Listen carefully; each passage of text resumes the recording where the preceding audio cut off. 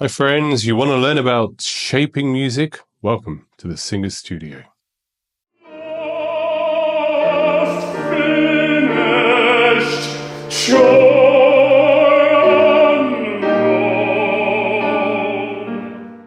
Hi friends, welcome again to the Singer Studio. So we've got a great video for you today about learning the difference between phrasing and shaping the music that you're singing. You may think that these two things are kind of the same, but I like to differentiate between these two subjects because fundamentally they have something very different at their core. One is an intellectual exercise, and one is more of a physical exercise, physically making the sound with your body. So let's get into it. So what is the difference between learning to phrase and learning to shape the music you sing? For me, phrasing is more about the style of the genre of the music that you are singing, and phrasing is more about the way we actually sing physically. The phrasing should be appropriate to the time and the style of the music that you are singing when it was written, whereas the shape of the music refers to your ability to read the various ups and downs of the melodic line that you are singing and how that relates to your technique and how that relates to how you actually make the sound, the noise that you are creating. As we've already discussed, there is a science between why music works. The way the ear and the brain and the soul relates and processes the frequencies that it hears creates emotional responses in the listener.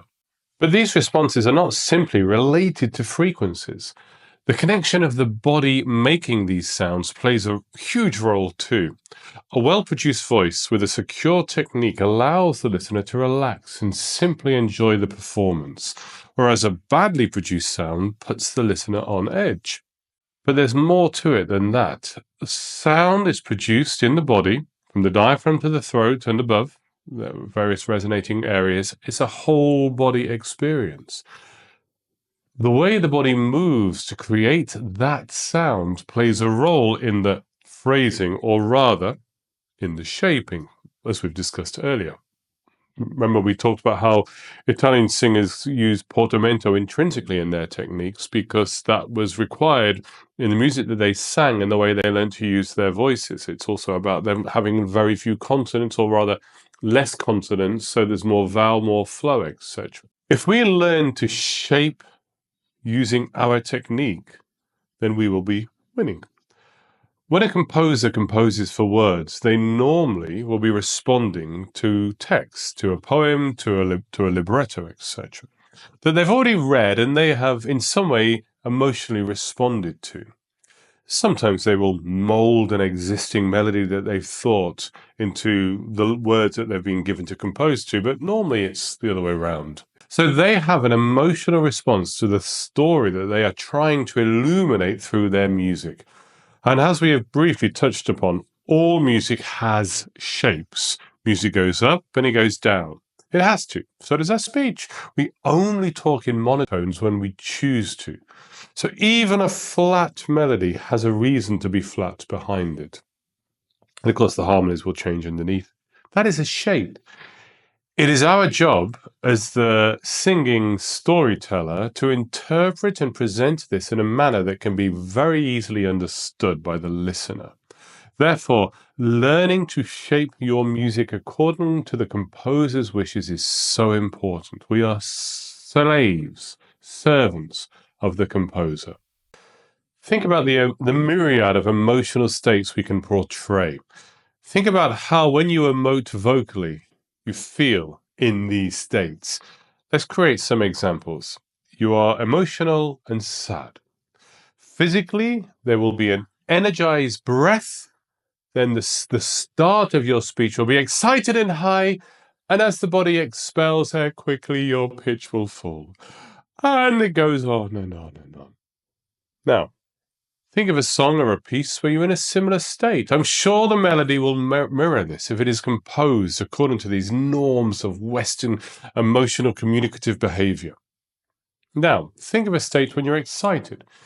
You breathe in and you start to speak low, slow and low, and then you rise in pitch and intensity. You breathe in and you do it again. You breathe in and you do it again. It seems that if this is just too basic, But think about it. This is how composers write their music. They are responding emotionally. They read through the text, they are looking at the emotional response of the storyteller, and they are composing accordingly. These are truths. They are hidden to us because we talk and we emote in an everyday way. We've learned to communicate next to each other, very close, or on phones or whatever. But this is simple, basic, elemental truths. We are looking for the shape of the emotional state of the music, and we are looking for an emotional and physical response to that shape. We've already said that crazy emotional states tend to have cyclical shapes, and angry music is often loud and jagged in its intervals. I've been talking about this for years. There's so many examples, and as we actually move into classes, when I'm going to take individual pieces and individual singers, we will explore this in great detail. Well, I'm going to coach pupils and singers, and we're going to really try to get to the meat of this. For me, spotting these shapes is vital to being a good storyteller, to being able to really understand that the music you are faced with and tasked with singing, and being able to give that meaning in that story so clearly and easily to the listener. Moving on. Composers divide their music into sections, verses and choruses, but also motifs and themes. Singers really should study orchestral music to better understand this. Studying the symphonies is wonderful to be able to analyze music. First theme, second theme, exposition, blah, blah, blah. So when we sing a piece and there is a shape that we can identify, we need to consider it. The ear needs guiding through the piece of music. So when a shape is found, how do we address it? Does a repeated individual musical shape become a reference point to the ear to anchor itself as it is repeated, to bring the listener back? Or is there strength in the music so when this repeated passage comes, we can play with it and thus allow us performers to play with the perception of the listener? We might be singing a song which might be strophic in nature, having verse and chorus sections, repeated verse and chorus sections. And understanding how the chorus and the verse have shapes allows us to decide how best to present a shape. Think of this.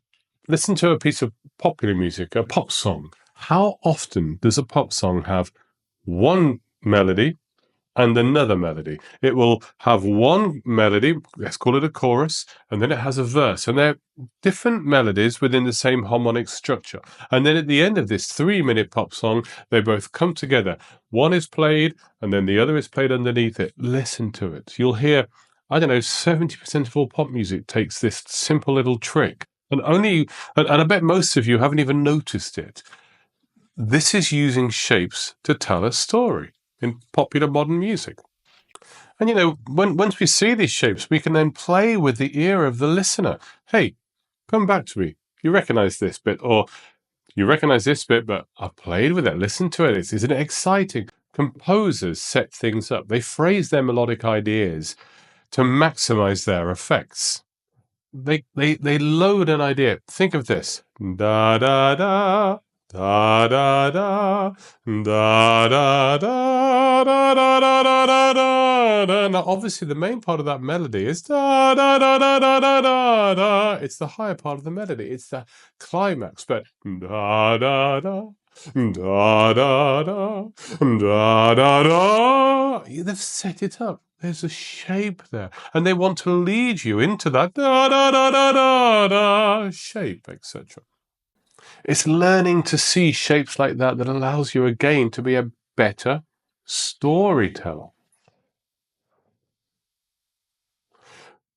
So this is very brief, this video. This is a huge subject, and I'm going to explore it, as I said, a lot when we go into the individual classes with my students. But hopefully you can see that phrasing and looking for shapes in music, they're two different things. And learning to shape the music, to recognize the shapes, to play with these shapes, to see these shapes, and using the way, as we've already talked about in an earlier video, how the body expelling air allows us to shape with our body and our soul so that it's a person telling a story and not just sound, is one of the most important skills that a vocal artist can learn. Yeah, it's kind of moving into the higher level stuff, but it's essential to learn these skills early.